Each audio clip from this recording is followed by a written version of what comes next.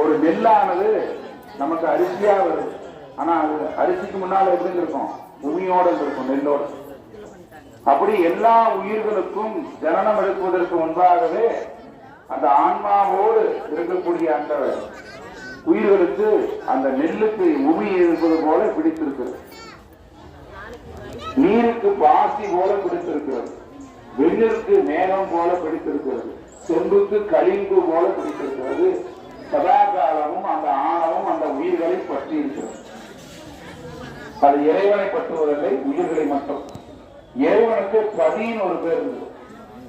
உமாபதி, சிவபதி, பசுபதி அப்படின்னு இறைவனுக்கு பேர். பதினா இறைவன், பசுபதினா உயிர்களுக்கு தலைவன். பசுபதி, பசுனா உயிர்கள் அர்த்தம், எல்லாம் உயிர்களும். மூன்றாவதாக பார்க்கணும்னா அந்த ஆணவம் உயிர்களை பிடித்துக் கொண்டிருக்கிறது. ஆதி காலத்தில் இறைவனை அது பிடிக்கவில்லை, உயிர்களை மட்டும் பிடிக்கும். அப்பேற்பட்ட ஆணவத்தினாலே கட்டுண்டு கிடக்கின்ற அந்த ஆன்மாக்கள், ஆணவம் அப்படின்னா பெரிய இருள்.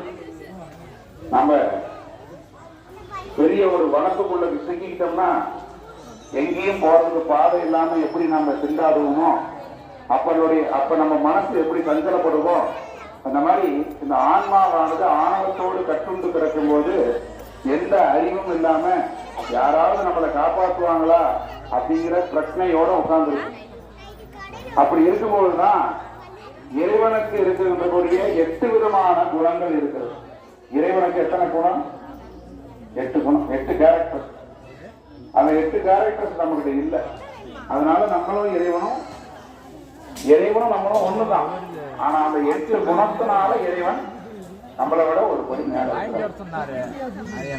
எப்படி இது உயிரற்ற பொருள்